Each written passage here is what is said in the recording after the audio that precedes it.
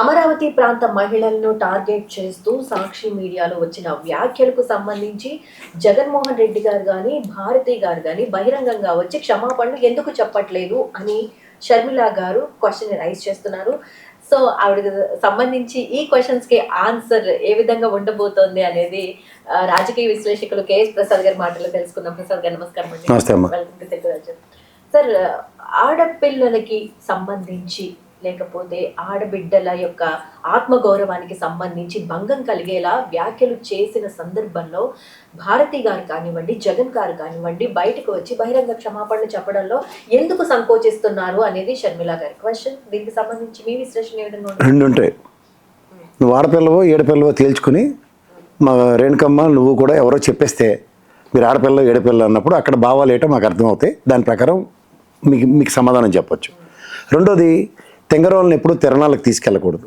తెలుసో తెలియక కాంగ్రెస్ వాళ్ళు మీకు తిరణాలకు తీసుకెళ్ళినట్టు కాంగ్రెస్ అధ్యక్ష పదవి ఇచ్చారు. మీకు తలా తోక లేకుండా అసలు ఏం మాడుతున్నారో ఏం చేస్తున్నారో అక్కడ ఏం జరిగిందో కూడా అవగాహన లేకుండా ఓ మాటకు మేలుగా అంటారు కదా, నాకు కూడా చిన్న వాట ఇవ్వండి సాక్షిలోని. మరి వాటా ఇచ్చినప్పుడు కలెక్టివ్ రెస్పాన్సిబిలిటీ నీది కూడా ఉంటుంది కదమ్మా. ఫస్ట్ నువ్వు క్షమాపణలు చెప్పి తర్వాత మిగిలిన సంగతి ఆలోచిద్దాం. రాజధాని కోసం ఉద్యమించిన మహిళల పట్ల ఇంత అగౌరవంగా మాట్లాడుతున్నా ఎందుకు నోరు మెదపట్లేదు జగన్? నాకు తెలిసిన 3 ఛానళ్ళు కళ్ళార్పకుండా చూస్తున్నట్టుగా ఉన్నావు డైలీ సీరియల్ లాగా. ఎంతసేపు రాజధాని మహిళలను అవమానించారు అంటున్నారు, కానీ రాజధాని ప్రాంతానికి ఆ పదం వాడారు తప్పు అని చెప్తున్నాం తప్ప మహిళ అన్న పదాన్ని ఎక్కడ సాక్షి ఛానల్లో ఆ డిబేట్లో ఉచ్చరించబడలేదు. ఇది ఎందుకు మాట్లాడతారో నాకు అర్థం కావట్లేదు అసలు. ఫస్ట్ ఆఫ్ ఆల్ ఏంటంటే ఏదో అదేదో అంటారు చూడండి, ఒకటి ఉంది ఒక సామెత, అదిగో పులంటే ఇదిగో తోక అన్నట్టు ఏది పడితే అది అన్వయించేసుకొని ఇంటర్ప్రిటేషన్స్ అంటారు. Law is nothing but interpretation అన్నట్టు ఏది పడితే అది ఇంటర్ప్రిటేట్ చేసేసి మీకు నచ్చిన కథనాలు కదంబ కార్యక్రమాలు జనరంజకంగాను మనోరంజకంగా నడిపించేసుకుంటున్నాం. కాలక్షేపం జరిగిపోతుందంటే అసలు ఈ కాన్సెప్ట్ డ్రైవ్ చేస్తుంది దేనికి తెలుసా? ఫస్ట్ రేపటి నుంచి స్కూల్ పిల్లలకి టీచర్ల బదిలీల మీద వాళ్ళు ఏదో కొట్టు సచ్చి తేల్చుకునో ముంచుకునో తిప్పలు పడి చేస్తున్నారు. ఇప్పుడు ఇది వేలట్లే వేలాడితే బ్యాగులు ఇవ్వాలి, పుస్తకాలు ఇవ్వాలి, అమ్మఒడి ఇవ్వాలి, ఇన్ని ఉన్నాయి. దీనికి ఏదో కార్యాచరణ దాని మీద లేకుండా ఇది భావోద్వేగాలను రెచ్చగొట్టడానికి ఇది తీసుకున్న ఒక ఆల్టర్నేటివ్ మెకానిజం. అసలు నాకు తెలియకూడదు, కాంగ్రెస్ ఎక్కడైనా సరే జాతీయ స్థాయిలో ఎక్కడైనా ఒక ఖండన ఇచ్చిందా ఈ విధంగా మాట్లాడడం? కానీ ఎగేసుకుని ఇక్కడ ఈవిడేమో ఇడితి పడితే జగన్మోహన్ రెడ్డి ఇదేని కాకుండా ప్రభుత్వ విధానం అమరావతి రాజధాని, దీని మీద మేము ఆనాడు విభజన హామీల్లోనే రాజధానికి ప్రాంతానికి కృష్ణా కమిటీ ఇచ్చాం, శ్రీకృష్ణ కమిటీ వచ్చింది, వీళ్ళతో మీరు ఇది పెట్టారా అది పెట్టారా ఏదో తేల్చుకుని ఇది అమరావతి శాశ్వత గజెట్ రాజధాని అని చెప్పకుండా ఎందుకు వచ్చిన మాటలు ఇవన్నీ? 11 ఏళ్ళు ఏంది ఇప్పటికి కూడా రాజధాని పేరు మాత్రమే ఉంది, కానీ ఆ రాజధాని ప్రాంతానికి సంబంధించిన గజెట్ వచ్చి ఇది అమరావతి మా రాజధాని అని చెప్పడం కేంద్ర ప్రభుత్వం నుంచి జరగట్లే. రోజు వచ్చేసేస్తున్నాం కదంబ కార్యక్రమాలు తప్ప పట్టడు మట్టేసి ఒక గోడ కట్టిన ఉదంతం లేదు. కంపలు కొట్టడం, టెండర్లు రీటెండర్లు పెళ్ళడం, ప్రాథమిక అంచనాలని విభిన్నమైన అంచనాలు పెంచడం, ఇవి తప్ప ఇంకేం జరుగుతున్నాయి అక్కడ? ఇవి కాకుండా అసలు విషయాలు చర్చనీయాంశాలు కానివ్వకుండా ప్రజలకి భావోద్వేగాలను రెచ్చగొట్టి దీని మీద చర్చ పెట్టారు. అసలు జరిగింది ఏంటి అక్కడ? అమరావతికి ఆ పదాన్ని జొప్పించి మాట్లాడడం వల్ల స్త్రీల మనోభావాలు అన్నది ఒక కాన్సెప్ట్ని బ్రహ్మాండంగా డ్రైవ్ చేయగలుగుతున్నారు. ఎందుకంటే వీళ్ళ దగ్గర అలా గంగతో రాంబాబు సినిమాలో బ్రహ్మానందం గారే ఉన్నారు. ఆ బ్రహ్మానందం గారు చూసావు సినిమా? పవన్ కళ్యాణ్ ఉంటుంది చూడు, కామెడీ బిట్ కోసం చూడు. వాడు ఆ కోట శ్రీనివాసరావు గారు చచ్చిపోతే ఏటో, ఆడు బతుకుంటే ఏటో, వాడు ప్రమాణ స్వీకారం చేస్తే ఏటో, అలా వాడి దగ్గర స్క్రిప్టెడ్ ప్రోగ్రామ్స్ ఉంటాయి, డిజైన్ అయిపోయి ఉంటాయి. అవి ఆల్రెడీ బటన్ నొక్కి లైవ్ చేయడమే, అదే పని వీళ్ళు అంటే మహిళల్ని గౌరవించకపోతే ఎవరికైనా చెప్పు తీసుకు కొట్టాలి. ఫస్ట్ ఆఫ్ ఆల్ చెప్తున్నాను, భరతఖండం చేసుకున్న ఇది పుణ్యభూమి. స్త్రీని గౌరవించడం, మహాతల్లి సీతమ్మదేవి నడయాడిన ప్రాంతం, అందుకే దీనికి భరతఖండం అని వచ్చింది. ఆ భరతుడు పరిపాలించిన భరతుడోడు. సో ఇవన్నీ మనం మాట్లాడుకునే పరిస్థితుల్లో శ్రీరామచంద్రుడు నడయాడిన ప్రాంతాలు ఇవి. సో వీటిని మనం ప్రామాణికంగా తీసుకొని దేవుల్ని ప్రాంతాలని ఎలా గౌరవిస్తారో ప్రతి ప్రాంతానికి ఒక ఔన్నత్యం ఉన్న దగ్గర ఏం మాట్లాడుతున్నారు అసలు? ఆనందాన్ని ఇప్పుడు బలవంతాన నువ్వు నన్ను అన్నావు ఇలా సంబోధించడం నాకు నచ్చట్లేదు, నేనేమన్నాను సార్ అని అడుగుతావా? అడగో, నువ్వు చెప్తావా చెప్పవా? అవకాశం కూడా ఇవ్వకుండా నన్ను ఆ మాట అన్నారు కట్ట రేపటి నుంచి నేను ఛానల్కి రానంటే 100 సార్లు చూస్తారు పైనుంచి కిందాక. ఏటన్నా అమ్మా నువ్వు ఆయనది అంతలా ఫీల్ అయిపోతాను, నువ్వేం అనలేదు కదా అని మీ మేనేజ్మెంట్ నీకు రెస్క్యూకి వస్తుందా రాదా? అలా రెస్క్యూకి రాని నిస్సహాయ స్థితిలో ఈ కాన్సెప్ట్ డ్రైవ్ చేస్తున్నారు. ఇప్పుడు నిజంగా ఆడవాళ్ళని అన్నారు. పరిస్థితులు వెళ్తున్నా కూడా మరి మరి జగన్ గారు బయటకు వచ్చే ఒక మాట మాట్లాడి నేను ఇందాక నేను ప్రశాంత్ భూషణ్ గారి విషయమే చెప్పాను నీకు. ఎందుకు చెప్పానంటే అయిపోతుందనా? ఒప్పుకున్నట్టు కాదు కదా, అది డిజైన్డ్ ప్రోగ్రామ్ కాదు కదా. ఇప్పుడు దానికి జబర్దస్త్ షో నడుస్తుందమ్మా, వాళ్ళు ఏదో స్క్రిప్ట్ ప్రకారం నడిపించడానికి బాధ్యత వహిస్తూ క్షమాపణలు చెప్పాలి. ఇక్కడ అది live telecast how can you restrict? ఇవాళ నేను నీ ఛానల్లో నేను ఏదో అడ్డమైన చెత్త మాట్లాడిపోయాను చెప్పాలి. భారతి గారు జగన్ గారు అని అంటున్నప్పుడు ఈ పద్ధతిలో ఇలా జరిగింది, దీనికి సాక్షికి సంబంధం, సాక్షి మీడియా ఛానల్ కి ఎటువంటి సంబంధం లేదు, ఇచ్చారు కదా, ఖండిస్తున్నామని బహిరంగంగా వచ్చి మాట్లాడితే బాగుంటుంది. ఎందుకు పత్రికా ప్రకటన ఇచ్చారు కదా, పత్రికా ప్రకటన ఇచ్చారు, ఆ ఛానల్లో స్క్రోలింగ్లు ఇచ్చారు, ఇంకెవరు వచ్చి ఇచ్చేస్తారు. అసలు బయటికి రారు, ఈ విషయాల గురించి మాట్లాడరు. అలా కాదు, నాకు తెలియక అడుగుతాను, ఒక్క నిమిషం ఆగు. భారతి గారు బయటకు వచ్చి చెప్పారా దీని గురించి ఏమన్నా? కాదమ్మా, చూడు ఒకసారి జూమ్ చేయ, అది కూడా సాక్షిలో వచ్చింది కదా. మరి ఇంకెక్కడ వస్తుంది? ఈనాళ్ళు ఏమన్నా చేతనైతే ఇది తీసుకెళ్ళి ఈనాళ్ళు ఇదే దీన్ని కట్టపేసి చేసి ఏమన్నా ఎవరు కాదన్నాడు. ఇంకో 2 కృష్ణరాజు వాక్యాలతో మాకు సంబంధం లేదు.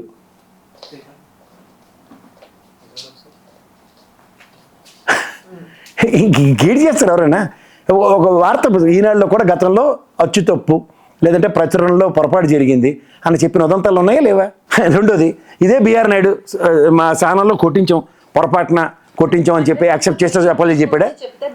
నేను చెప్తుంది అదే. ఆనాటి పిసిసి అధ్యక్షుడు హనుమంతరావు అని పోసాని కృష్ణమురళి కొట్టినప్పుడు బిఆర్ నాయుడు గారు బయటకు వచ్చి క్షమాపణ బహిరంగంగా చెప్పాడా, మా ఛానల్లో పొరపాటున జరిగింది, ఇది మేము అనుకోకుండా యాదృచ్ఛికంగా జరిగింది కాబట్టి క్షమించండి అని ఏమైనా చెప్పాడా? లేదా రాధాకృష్ణ చెప్పు తీసుకుని విష్ణుని కొట్టినప్పుడు కొలికిపూడి గారు చెప్పాడా? ఆయన చెప్పాడైతే చెప్పండి, అప్పుడు వచ్చి భారతమ్మ గారు చెప్తారు, జగన్మోహన్ రెడ్డి చెప్తారు. ఇది లైవ్ ప్రోగ్రాంలో ఒక భావావేశాలకి క్షణికావేశాలకు గురైన ఉదంతం, మాట దొరలడం సహజం. అది పొరపాటో గ్రాపాటో మాట్లాడడం, ఆ పదం ఉచ్చరించడం తప్పని మాట లక్ష్యాలు చెప్తున్నాం అందరం. కానీ దాన్ని అన్వయించేసి ఆడవాళ్ళు అన్నారు, అల్లక్కడ ఉన్న ఆడవాళ్ళు అన్నారట, ఇల్లు ఇక్కడ ఉన్న ఆడవాళ్ళు అన్నారు అండి, మీరు కథలు వేసుకుంటే ఆ బ్రహ్మానందం గారికి మేమేడి చేస్తుంది దానికి. దాన్ని అన్నట్టుగా మీరు బ్రహ్మాండంగా మీకున్న ఛానల్ నెరేషన్స్తో 100% జస్టిఫై చేశారు. సూపర్. మిమ్మల్ని దాంట్లో బీట్ చేసే వాళ్ళు ఎవరు లేరు. మీరు బెజవాడ ఏబిఎన్ ఒకసారి చూస్తే ఏబిఎన్ ఛానల్లో బెజవాడని ఏ విధంగా సంబోధించుతూ రాశారు. బెజవాడ అంటే కనకదుర్గం ఉంటుంది పైన, అమ్మవారే కదా, ఆ అమ్మవారు ప్రాంతాన్ని కూడా వాళ్ళు ఏ విధంగా సంబోధించారో ఆ వీడియో క్లిప్పింగ్లో ఒక్కసారి చూడండి. వాళ్ళ వెబ్సైట్లోకి వెళ్ళి ఏబిఎన్ అని కొడితే పుంకాలుగా ప్రాంతాల వారీగా వస్తాయి. మరి సదర్ మీడియా ఛానల్ కూడా దీన్ని ఖండిస్తూ ఒక సవాల్ను విసిరింది.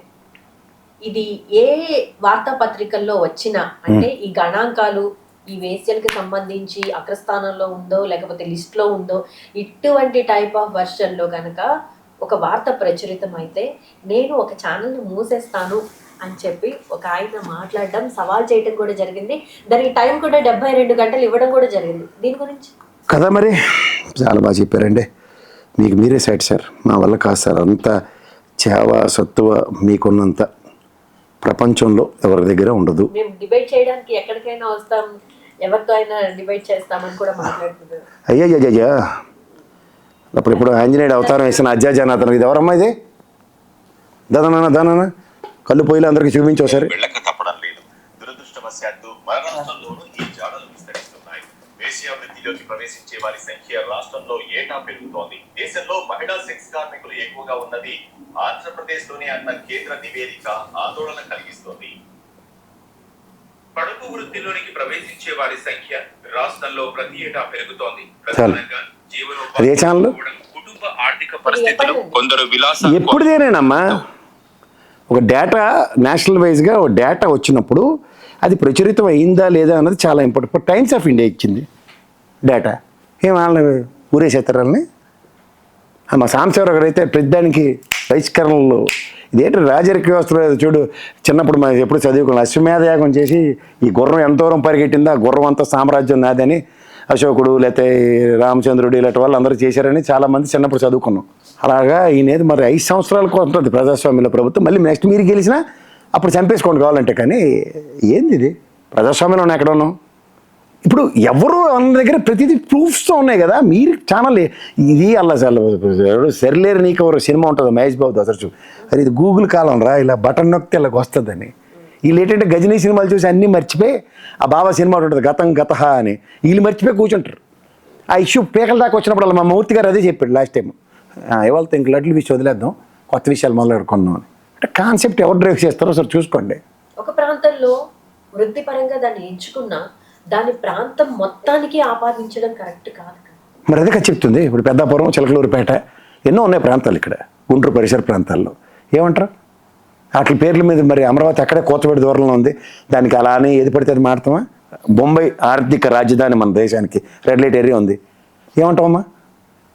ఉంది కాబట్టి మాకు ఆర్థిక రాజధాని అంత మాట అంటారా అంటే ఏంటి అనాలి?